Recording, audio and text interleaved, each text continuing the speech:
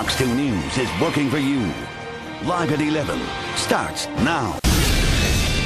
And also some tips on how to safely prepare and serve up your turkey this year. A food safety expert tells us the do's and don'ts for dinner. Millions of other turkeys, though, not so lucky, right, Cab?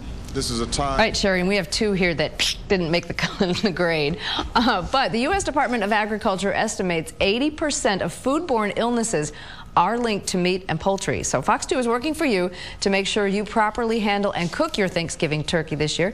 And this morning, Tom Chestnut, who is the Vice President of Supply Chain Food Safety and Quality with NSF International, joins us live in studio. Did I get all that in? You got it all right. Great. Okay, so thank you for being here.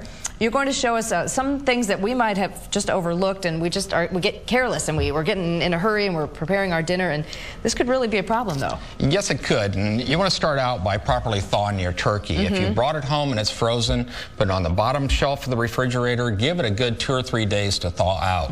Now, if you're like most of us and it got to the last minute and you don't have it thawed out, the question becomes, what do we do with it? Right. And the best way to thaw it is put it in your sink and thaw it under running water. Another way is to take a large pan like this, fill it with water, put the turkey in it, change the water out every half an hour, flip the turkey until it's thawed, and then you can make sure that it's thoroughly thawed before you go to the next step of putting it in the oven. Okay, now I see some drippings, though, in the bottom there. That would indicate perhaps if you got that on your counter, that wouldn't be so great. Yeah, if you get that on your counter, and that's why we brought along a couple of these cleaners and sanitizers, and there's several different brands on the market today. If you've got your cutting boards, and this is another thing we see with the cutting boards, is they come today, you can buy these and they're color-coded. So you can make sure you use yellow when you're handling turkey or another poultry item like chicken.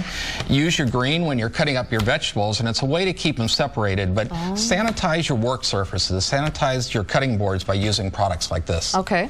Okay, wow, I didn't know that. So even if you put them in the dishwasher and you wash them, there still could be residue left over, maybe? The dishwasher, particularly if you heat drying, is going to be good, but particularly for your countertops, or if you're going between products, because oftentimes when you're preparing a big meal, you'll be cutting up one item, then you'll go on to the next one. Right. That's where you want to use something like a sanitizer to make sure they're clean. I gotcha. Okay. All right. So let's move on down the road. Of course, the hand sanitizer, which everybody has. And you know, when you're done cleaning up, the next best thing you need to do is wash your hands. That's one of the critical steps in the home. And you know, this time of year, over the holidays, you have a lot of kids around. Right. And you want to make sure they wash their hands too, and set a good example for them.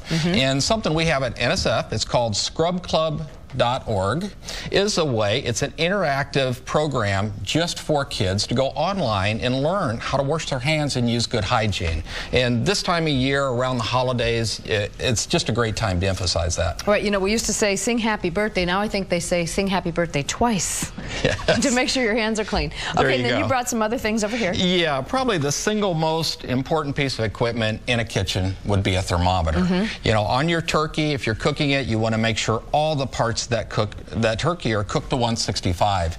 And if you look for a thermometer, you know, it's something NSF does. We certify equipment. Look for one with the NSF seal. You know you're going to make sure that it's accurate, but taking the temperature of your turkey, particularly if you stuff it. A lot of people stuff their turkey and have a tendency just to check that turkey.